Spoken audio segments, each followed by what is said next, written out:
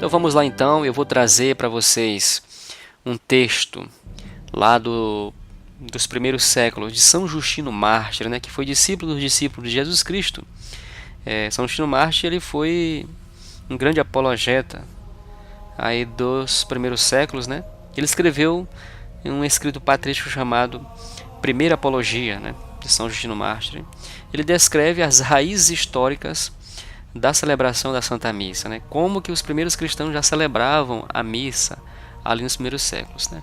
Mas antes de trazer com detalhes esse texto de São Justino Mártir, que traz com muita precisão como era celebrada a Santa Missa lá nos primeiros séculos, né? É bom lembrar que nós temos outros textos, né? E os principais textos é a própria Sagrada Escritura. A Sagrada Escritura não nos deixa dúvida, né?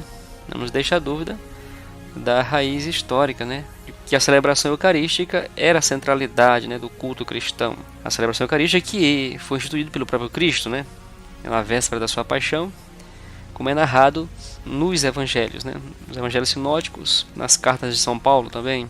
Era um rito judaico, né, esse rito, essa ceia pascal judaica, que vai ganhar um novo sentido com aquilo que Jesus vai fazer nessa véspera da sua paixão, na instituição da Eucaristia. Na ceia judaica nós tínhamos ali os 4 cálices, né? Tinha o cálice inicial, onde se comia as ervas amargas. Em seguida a narrativa era lida a narrativa da Páscoa, da libertação do povo da escravidão. Eu lia o livro do Êxodo. Aí tinha o segundo cálice, onde se cantava o pequeno Halel, que eram cânticos litúrgicos pascais dos judeus, cantava-se salmos. Aí tem o terceiro cálice, que é o cálice da bênção, e foi justamente nesse momento do terceiro cálice, nessa refeição que Jesus fazia com seus apóstolos, que ele vai instituir e vai dar um novo sentido para esse cálice da bênção, né? Onde ele vai tomar esse pão, tomar esse vinho e instituir a Eucaristia, né? Através desse símbolo judaico, ele vai transformar, se doar através desses símbolos pascais judaicos.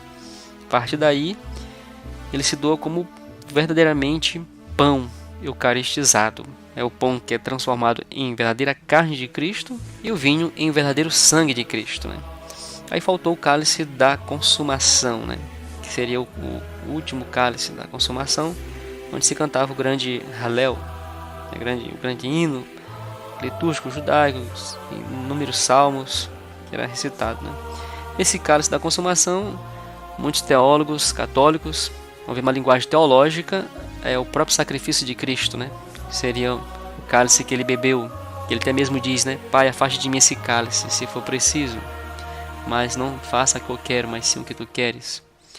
E esse cálice seria justamente o quarto cálice na ceia judaica, seria o cálice da cruz de Cristo, o cálice da consumação.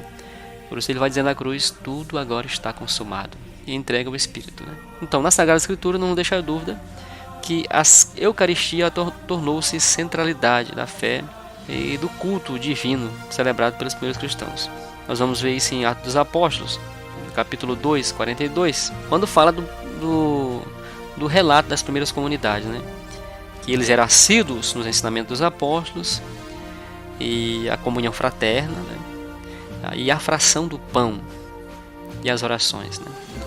Então essa fração do pão aqui não tem outro sentido a não ser a própria Eucaristia celebrada, né? É na fração do pão que os discípulos de Emaús reconhecem Jesus. E é justamente na fração do pão que as primeiras comunidades vão celebrar. E em 1 Coríntios capítulo 11 também contém um verdadeiro manual, né, de teoria e prática litúrgica, que é a carta de Paulo aos Coríntios, onde na carta São Paulo ele revela a sua preocupação em transmitir a forma exata da liturgia, né, nas palavras da instituição citada na última ceia por Jesus, onde ele diz: com efeito eu mesmo recebi do Senhor o que vos transmiti. Na noite em que foi entregue, o Senhor tomou o pão e depois de dar graça, partiu e disse: isto é meu corpo, que é entregue por vós. Fazei isto em memória de mim. Do mesmo modo, após a ceia, também tomou o cálice, dizendo: este é o cálice e a nova aliança em meu sangue. Todas as vezes que beberdes, fazei-o em memória de mim. Aqui vem mais importante do detalhe: todas as vezes, pois, que comerdes deste pão e beberdes deste cálice, anunciais a morte do Senhor até que ele venha, né? O sacrifício do Senhor. Então, a Eucaristia é a relação do sacrifício do Senhor. Eis porque todo aquele que comer do pão ou beber do cálice do Senhor indignamente será réu, aqui ele diz, do corpo e do sangue do Senhor. Por conseguinte, que cada um examine a si mesmo antes de comer do pão e beber do cálice. Pois aquele que come e bebe sem discernir o corpo, come e bebe a própria condenação. Então, aqui nesse texto, Paulo ressalta a importância da doutrina na presença real, e ele vê consequências funestas na descrença, né? Pois quem come e bebe sem discernir o corpo do Senhor, come e bebe a própria condenação. Não é à toa que os primeiros cristãos eles eram acusados, né, de canibalismo, né? Acusações graves, né, usadas com frequência contra as primeiras comunidades cristãs. E isso nos faz lembrar que, de fato, a Eucaristia era e continua sendo até hoje o elemento mais identificável da vida e do culto cristão, né? Assim como eram os primeiros séculos. Eles eram identificados por celebrar a Eucaristia. Eles eram identificados até mesmo como canibais.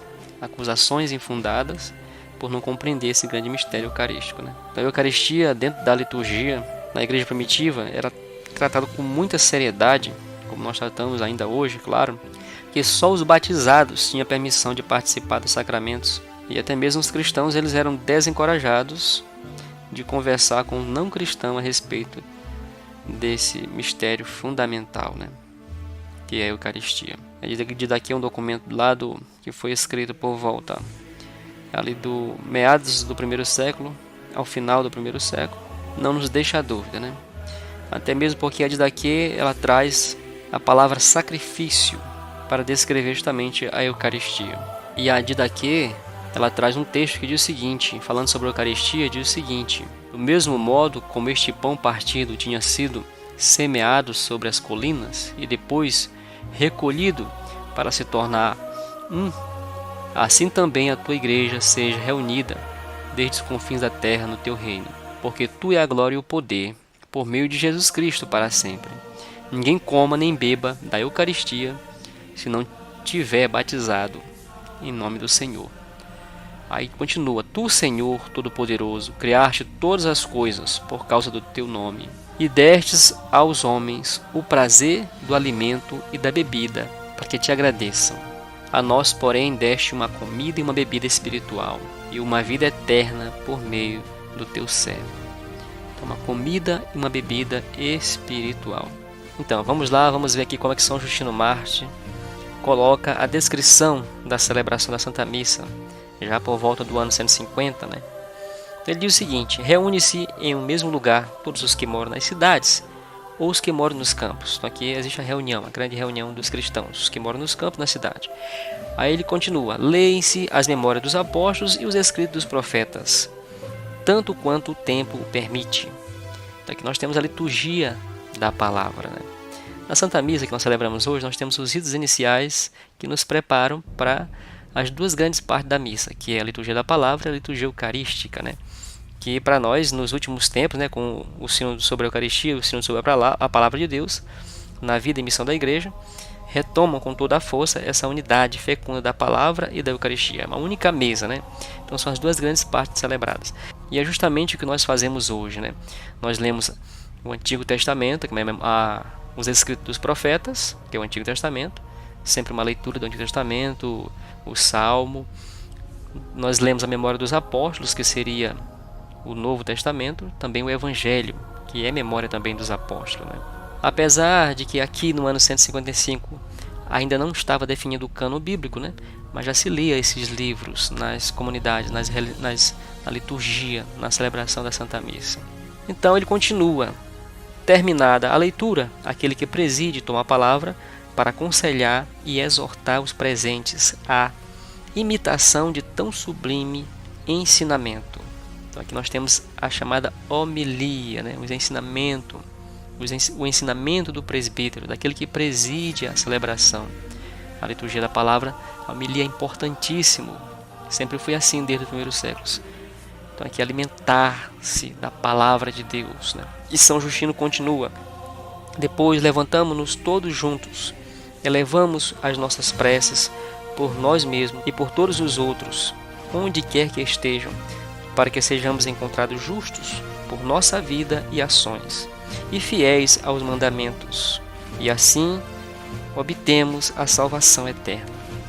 Nós continuamos a fazer essa prece na Assembleia, esse clamor a Deus.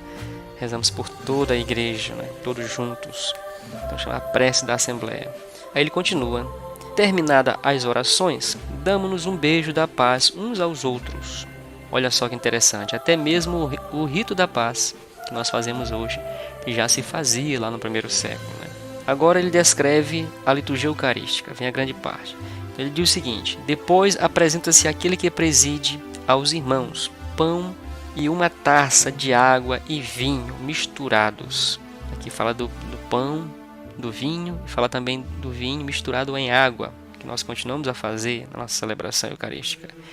Ele toma-os e faz subir o louvor e a glória ao Pai do Universo, pelo nome do seu Filho e do Espírito Santo, e por um tempo considerável dá graças por termos sido julgados dignos destes dons. Apresentações das ofertas e continua com as ações de graça. Quando ele termina as orações e orações de graça, todo o povo presente clama o Amém. Esse Amém que é destacado na celebração eucarística, o grande Amém. E São Justino continua a descrever: depois daquele que preside ter feito ações de graça e de o povo ter respondido aquele grande Amém, aqueles a quem entre nós chamamos de diáconos distribuem a todos o que estão presentes pão, vinho e água eucaristizados. Olha só o que ele nos diz: pão, vinho e água eucaristizados. Que Eucaristia do Senhor, eucaristizado, isto é, transformados. O pão que agora é corpo do Senhor, o vinho e a água que são sangue do Senhor. Do peito aberto de Jesus Cristo jorrou sangue e água. Aqui é o sangue e a água de Jesus Cristo. E também levam aos ausentes. São Justino no finalzinho ainda diz: e também leva aos ausentes. Que até mesmo esse detalhe ele não esquece, que também aqueles que não estão presentes recebem. É a missão que hoje é atribuída também aos ministros extraordinários da distribuição eucarística, também os diáconos. Então este pequeno relato aqui de São Justino Mártir é uma certeza que aquilo que nós fazemos hoje, a nossa liturgia é algo divino, que foi deixado pelo próprio Cristo e que teve uma continuidade durante toda a história da Igreja, durante todos esses 2 milênios de caminhada. Aquilo que os apóstolos faziam, nós continuamos a realizar hoje, em memória de Jesus Cristo. Se você gostou desse vídeo, deixa aí o seu like, inscreva-se no nosso canal e compartilhe com seus amigos. Um grande abraço, fique na paz do nosso Senhor Jesus Cristo.